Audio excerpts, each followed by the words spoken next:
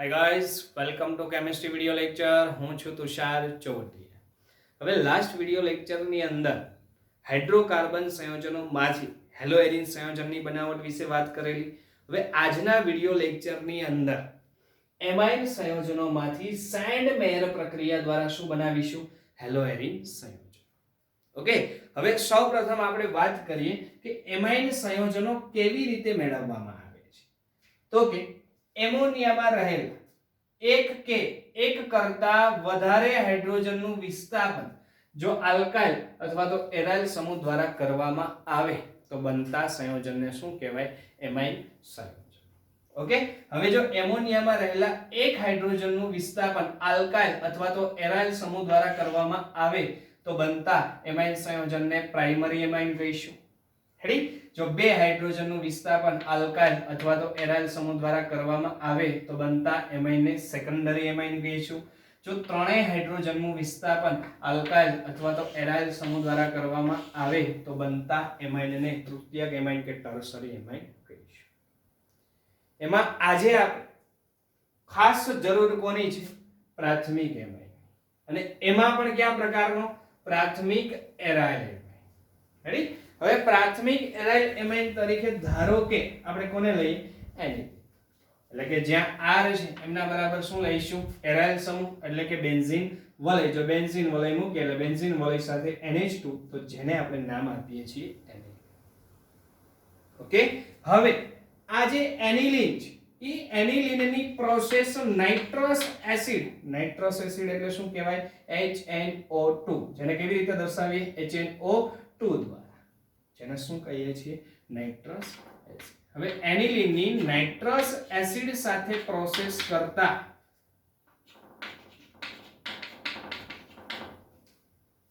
આપણને diazonium salt મળે છે. એટલે કે આપણે અહીંયા શું બનાવીશું? Benzene diazonium chloride. ઓકે, હવે કઈ રીતે બનાવવામાં આવે છે એમની મિકેનિઝમ વિશે પણ આપણે ચર્ચા કરવાના છે. એ પહેલા આપણે નાઇટ્રસ એસિડ વિશે વાત કરીએ તો નાઇટ્રસ એસિડ એક વીક એસિડ છે. હેડી, જે ખૂબ જ અસ્થાયી સંયોજન છે. કેમ? તો કે મોઇસ્ચર અને એર સાથે ત્વરિત પ્રોસેસ કરે છે. પરિણામે આપણે શું કરીશું? નાઇટ્રસ એસિડને મેળવવા માટે આપણે મિશ્રણમાં સોડિયમ નાઇટ્રાઇટ અને હાઇડ્રોક્લોરિક એસિડનું મિશ્રણ ઉમેરીશું. ઓકે, હવે સોડિયમ નાઇટ્રાઇટ અને હાઇડ્રોક્લોરિક એસિડ વચ્ચે પ્રોસેસ થઈને શું મળશે? Nitrous acid. સોડિયમ નાઇટ્રાઇટ જો 1 મોલ લઈશું તો સામે 3 મોલ કોને લઈશું? HCl. હવે સવાલ એવો હશે કે સાહેબ શું કામે સામે 3 મોલ આપણને HCl ની રિક્વાયરમેન્ટ રહે છે? તો સમજાવું છું શું કામ 3 મોલ HCl ની રિક્વાયરમેન્ટ હોય છે. હવે આ પ્રોસેસ જે કાંઈ છે ને એ એસિડિક મીડિયમમાં કરવામાં આવે છે. એટલે એસિડિક મીડિયમ માટે આપણે 1 મોલ શું લઈએ? HCl. એટલે 1 મોલ વપરાઈ ગયો. હવે 2 મોલની વાત કરીએ. બીજો મોલ જે નાઇટ્રસ એસિડની બનાવટ માટે વપરાશે. રેડી? NaNO2 HCl એટલે શું મળે છે? Nitrous acid. HNO2 શું બન્યું? Nitrous acid. એટલે બીજો મોલ ત્યાં વપરાશે. HCl નો ત્રીજો મોલ અહીંયા જો જે બેન્ઝીન ડાયઝોનિયમ એટલે કે જે આ ભાગ બને છે એટલે નાઇટ્રોજન ઉપર પોઝિટિવ ચાર્જ છે. ધારો કે Cl- નથી તો ખૂબ જ અસ્થાયી અનસ્ટેબલ સંયોજન બનશે. તમને સ્ટેબલ કરવામાં ત્રીજા મોલ HCl ની રિક્વાયરમેન્ટ રહેશે અને એમની સાથે Cl- આયન જોડાય એટલે સ્ટેબલ બનશે અને એને આપણે શું નામ આપીશું? Benzene diazonium chloride. જો આ ભાગ બેન્ઝીન છે પછી N2+ કે જેને શું નામ આપવામાં આવે છે? ડાયઝોનિયમ. એટલે N2+ જે ડાયઝોનિયમ સમૂહ છે અને Cl- છે એટલે શું લખીશું? ક્લોરાઇડ. અને આ જે પ્રોસેસ છે ખૂબ જ નીચા તાપમાને એટલે કે 0 થી 5 અંશ સેલ્સિયસ 273 થી 278 કેલ્વિન તાપમાનના ગાળામાં પ્રોસેસ કરવામાં આવે છે. શું કામ? તો કે અહીંયા જે બેન્ઝીન ડાયઝોનિયમ ક્લોરાઇડ બને છે એ પણ ખૂબ જ અસ્થાયી સંયોજન છે. પરિણામે એમને નીચા તાપમાને રાખવામાં આવે છે. જો તાપમાનમાં વધારો થાય તો એ ત્વરિત પ્રોસેસ કરશે, ખૂબ જ અસ્થાયી બનશે. રેડી, એટલા માટે એની નીચા તાપમાને સ્ટોર કરવામાં આવે છે રેડી. અને આ પ્રોસેસ જે કોઈ આપણે બેન્ઝીન એનિલિન માંથી બેન્ઝીન ડાયઝોનિયમ ક્લોરાઇડ બનાવ્યો એ પ્રોસેસને નામ આપીશું ડાયઝોટાઇઝેશન. શું નામ આપીશું મિત્રો? ડાયઝોટાઇઝેશન. Okay done. અને અહીંયા બીજું બાય પ્રોડક્ટ તરીકે NaCl એટલે સોડિયમ ક્લોરાઇડ અને બે પાણીના અણુ કે 2 મોલ પાણી છૂટું. હવે એનિલિન માંથી બેન્ઝીન ડાયઝોનિયમ ક્લોરાઇડ કેવી રીતે મેળવવામાં આવે છે એમની મિકેનિઝમ વિશે આપણે વાત કરીએ. ખાસ ધ્યાન રાખશો મિત્રો. હવે નાઇટ્રસ એસિડ જેને કંઈક અલગથી આ રીતે લખીશું. હવે નાઇટ્રસ એસિડ માનો કોણ મેળવશે? પ્રોટોન, કારણ કે અહીંયા તો લોટ ઓફ H+ ને Cl- છે રેડી. એટલે એસિડ માનો કોને મેળવશે? પ્રોટોન. આ જે ઓક્સિજન એની પાસે અબંધકારક ઇલેક્ટ્રોન યુગ્મ છે, 2 પેર છે રેડી. તો આ ઓક્સિજન જે છે એ પ્રોટોનને ઇલેક્ટ્રોનનું દાન કરી અને પોતાની સાથે જોડશે તો કંઈક આવું બનશે HOH and double bond O. હવે આ ઓક્સિજને ઇલેક્ટ્રોનનું દાન કરેલ છે, પરિણામે એની ઉપર કેવો ચાર્જ આવશે? પોઝિટિવ. ઓકે. હવે અહીંયા જો નાઇટ્રોજન અને ઓક્સિજનની ઇલેક્ટ્રોનેગેટિવિટી વધારે છે, પરિણામે આ બંધના ઇલેક્ટ્રોન કોણ મેળવશે? ઓક્સિજન. જો ઓક્સિજન બંધના ઇલેક્ટ્રોન મેળવે તો પોઝિટિવ સાઇન દૂર થશે અને નાઇટ્રોજન ઇલેક્ટ્રોન ગુમાવે છે એટલા માટે એની ઉપર કેવો ચાર્જ આવશે? પોઝિટિવ. ઓકે આવું બનશે મિત્રો રેડી. તો અહીંયા જે છે એ જો H2O નો અણુ દૂર થશે એટલે શું દર્શાવીશું? H2O અને નાઇટ્રોજન ઉપર પોઝિટિવ ચાર્જ એટલે N+ double bond oxygen. Okay. તો આ જે સમૂહ છે એને નાઇટ્રોસોનિયમ સમૂહ કે નાઇટ્રોસોનિયમ આયન કહેવામાં આવે છે. અને શું કહીશું મિત્રો? નાઇટ્રોસોનિયમ આયન. હવે આ નાઇટ્રોસોનિયમ જે એનિલિન ઉપર એટેક કરશે રેડી. કઈ રીતે એમના વિશે આપણે વાત કરી.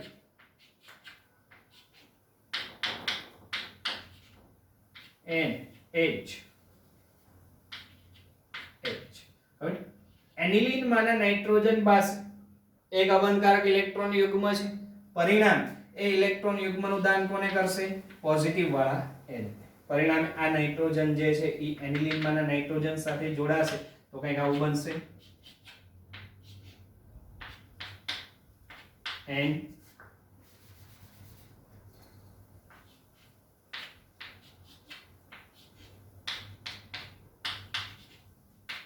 H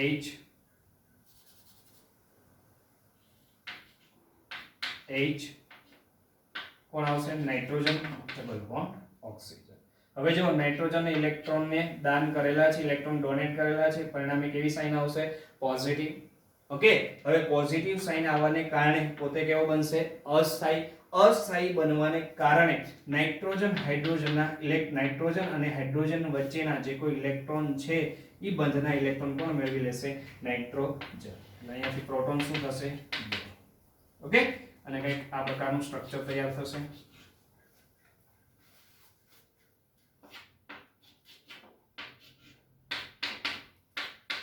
N ફરી પાછા પોતે અબંધકારક ઇલેક્ટ્રોન યુગ્મ મેળવી લીધા.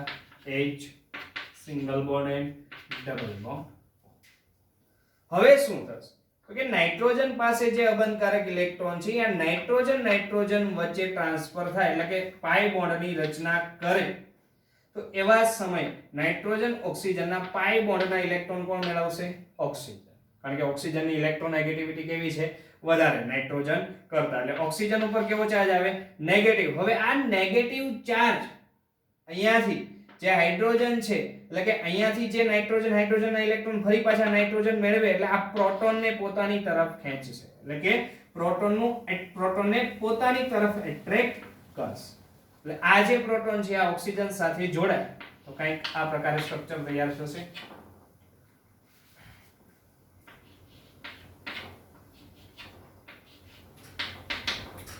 N આ જે અબંધકારક ઇલેક્ટ્રોન યુગ્મ હતો નાઇટ્રોજન વચ્ચે પાઈ બોન્ડ એટલે ડબલ બોન્ડ, પાઈ બોન્ડ નો ઇલેક્ટ્રોન ઓક્સિજન ઉપર એટલે સિંગલ બોન્ડ ઓક્સિજન રેડી. અને એની પર નેગેટિવ ચાર્જ જે આ પ્રોટોનને પોતાની તરફ ખેંચશે એટલે એમની સાથે કોણ જોડાશે? હાઇડ્રોજન.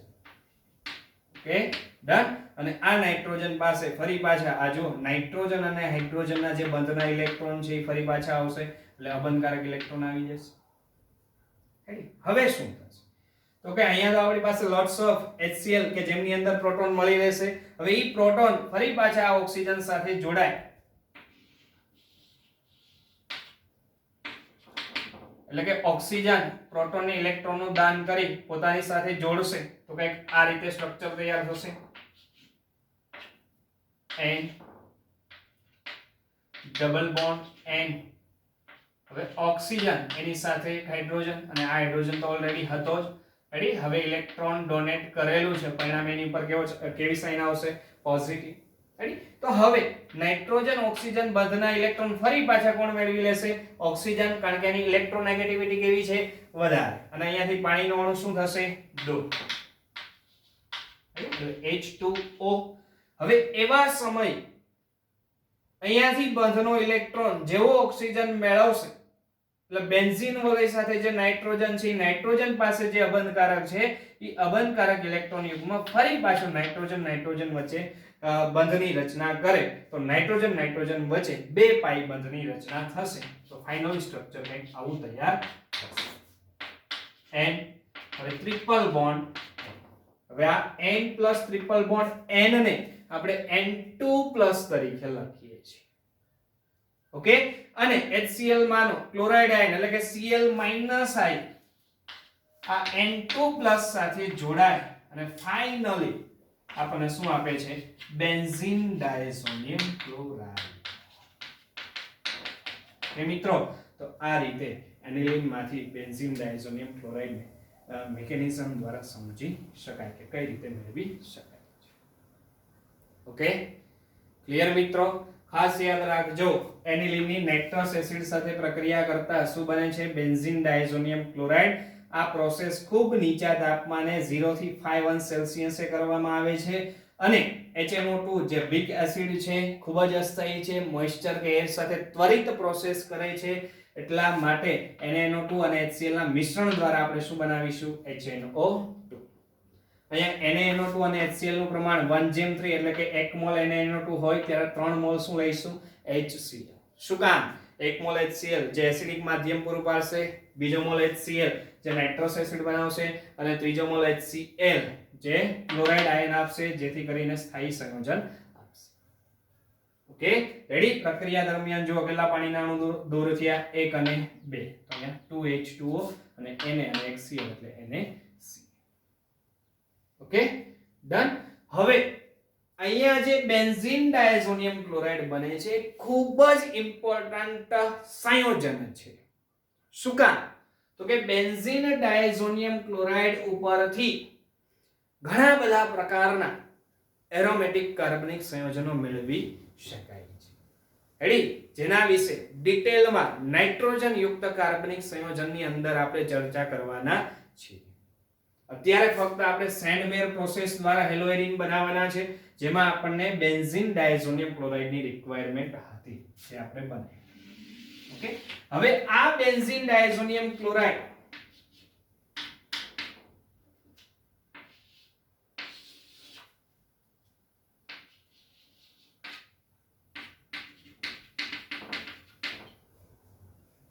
CuCl સાથે HCl ની હાજરીમાં ક્યુપ્રસ ક્લોરાઇડ, CuCl ને શું કહીશું?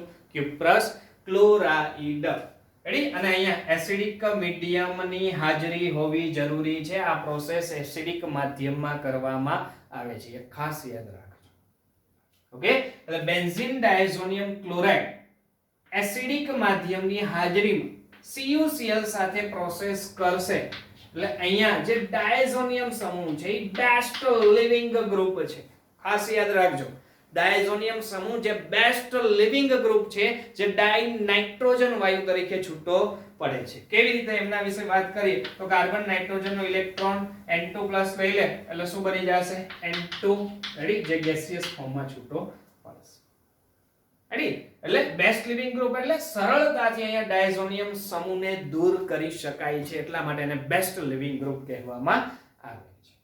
ઓકે, હવે ડાયઝોનિયમ સમૂહ જે ડાય નાઇટ્રોજન તરીકે દૂર થશે એટલે આ જે Cl- આયન છે આ કાર્બન સાથે જોડાય જાય તો આપણને શું મળી જશે? ક્લોરોબેન્ઝીન. Okay, ready, done. હવે એવી જ રીતે જેમ CuCl છે એમ આપણે શું લઈએ? CuBr અને એસિડિક માધ્યમ એટલે કોને રાખીશું? HCl. તો અહીંયા પણ શું થશે? ડાયઝોનિયમ સમૂહ કે જે ડાય નાઇટ્રોજન તરીકે છૂટો પડશે અને CuBr માનો Br જે ડાયઝોનિયમ સમૂહનું વિસ્થાપન કરશે એટલે આપણને શું મળશે? બ્રોમોબેન્ઝીન અને બાય પ્રોડક્ટ ડાય નાઇટ્રોજન વાયુ અને Cl જે છે આ Br નું સ્થાન લે એટલે શું બનશે? CuCl. ફરી એકવાર કહું છું, બેન્ઝીન ડાયઝોનિયમ ક્લોરાઇડ CuBr સાથે પ્રોસેસ કરે એટલે ડાયઝોનિયમ સમૂહ ડાય નાઇટ્રોજન વાયુ તરીકે, રેડી, અને Cl ના સ્થાને કોણ આવશે? Br એટલે Br જે છે ડાયઝોનિયમ સમૂહનું શું કરશે? વિસ્થાપન. અને અહીંયા કોની હાજરીમાં પ્રોસેસ કરીશું? HCl. રેડી, કારણ કે પહેલેથી જ એમની હાજરી છે ને, રેડી, એટલે અહીંયા એસિડિક મીડિયમમાં આ પ્રોસેસ કરીશું. રેડી, તો આ બે પ્રોસેસ દ્વારા જે આપણે ક્લોરોબેન્ઝીન બનાવ્યું અને જે બ્રોમોબેન્ઝીન બનાવ્યો ઈ પ્રોસેસને સેન્ડ મેયર પ્રોસેસ કહેવામાં આવે છે. ખાસ યાદ રાખજો, ક્લોરોબેન્ઝીન અને બ્રોમોબેન્ઝીન આ બે જ સંયોજન સેન્ડ મેયર પ્રક્રિયા દ્વારા બનાવવામાં આવે છે. ક્યાંય આયોડોબેન્ઝીન કે ફ્લોરોબેન્ઝીન સેન્ડ મેયર પ્રક્રિયા દ્વારા બનાવવામાં આવતા નથી. હા, બેન્ઝીન ડાયઝોનિયમ ક્લોરાઇડ ઉપરથી ફ્લોરોબેન્ઝીન અને આયોડોબેન્ઝીન મેળવી શકાય, પરંતુ સેન્ડ મેયર પ્રક્રિયા દ્વારા ક્લોરોબેન્ઝીન કે બ્રોમોબેન્ઝીન મેળવી શકાતા નથી. એટલે ખાસ આ બે જે સંયોજન છે એ સેન્ડ મેયર પ્રક્રિયા દ્વારા મેળવી શકાય છે. Okay, ready. અને જો આપણે બેન્ઝીન ડાયઝોનિયમ ક્લોરાઇડ ઉપરથી આયોડોબેન્ઝીન મેળવવો હોય તો બેન્ઝીન ડાયઝોનિયમ ક્લોરાઇડ ને Ki સાથે ઊંચા તાપમાને શું કરશો? ગરમ. ઊંચા તાપમાને ગરમ કરશો એટલે ડાયઝોનિયમ સમૂહનું વિસ્થાપન કેના દ્વારા થશે? I દ્વારા, એટલે N2+ જે ડાય નાઇટ્રોજન તરીકે છૂટો પડશે, રેડી, અને એમના સ્થાને કોણ આવશે? I અને K અને Cl એટલે બીજું બાય પ્રોડક્ટ શું બનશે? KC. રેડી, એવી જ રીતે જો આપણે બેન્ઝીન ડાયઝોનિયમ ક્લોરાઇડ ઉપરથી ફ્લોરોબેન્ઝીન મેળવવો હોય તો એમની HBF4 સાથે પ્રોસેસ કરાવીએ તો ડાયઝોનિયમ સમૂહ જે ડાય નાઇટ્રોજન તરીકે છૂટો પડશે અને એમના સ્થાને કોણ આવશે? ફ્લોર. ઓકે, અને બીજું બાય પ્રોડક્ટ ડાય નાઇટ્રોજન છે, બીજું બાય પ્રોડક્ટ કોણ હશે? BF3 છે, અને હજી કોણ હશે? H અને Cl. ઓકે, ખાસ યાદ રાખજો, આયોડોબેન્ઝીન અને ફ્લોરોબેન્ઝીન જે સેન્ડ મેયર પ્રક્રિયા દ્વારા બનાવવામાં આવતા નથી. સેન્ડ મેયર પ્રક્રિયા દ્વારા ફક્ત ક્લોરોબેન્ઝીન અને કોને મેળવવામાં આવે છે? બ્રોમોબેન્ઝીન. રેડી, જો આયોડોબેન્ઝીન મેળવવો હોય ડાયઝોનિયમ સોલ્ટ ઉપરથી તો એની પ્રોસેસ કોની સાથે કરાવો? Ki સાથે. અને જો ફ્લોરોબેન્ઝીન મેળવવો હોય તો એમની પ્રોસેસ કોની સાથે કરો? ફ્લોરોબોરિક એસિડ એટલે કે HBF4. Done, ready. આ જે સોલ્ટ છે એ ખૂબ જ ઇમ્પોર્ટન્ટ સોલ્ટ છે જેના વિશે ડિટેલમાં આપણે નાઇટ્રોજન યુક્ત કાર્બનિક સંયોજનની અંદર ચર્ચા કરીશું. Okay guys, ready. તો આજના વિડિયો લેક્ચરમાં આપણે અહીંયા સુધી રાખીએ. હવે નેક્સ્ટ વિડિયો લેક્ચરની અંદર physical properties of hello alkane and hello arene એટલે કે હેલો આલ્કેન અને હેલો એરિન સંયોજનોના ભૌતિક ગુણધર્મો વિશે વાત કરવાના છીએ. Okay, ready. જરૂર જણાય તો તમે સ્ક્રીનશોટ લઈ શકો છો, ઝડપથી લઈ લ્યો મિત્રો. ઓકે, અને મારી YouTube ચેનલ કેમિસ્ટ તુષાર સરને સબસ્ક્રાઇબ કરો, લાઈક કરો, વધુને વધુ વિદ્યાર્થીઓ સુધી પહોંચાડો, શેર કરો. ઓકે, જય હિન્દ, જય Bharat. Thank you so much.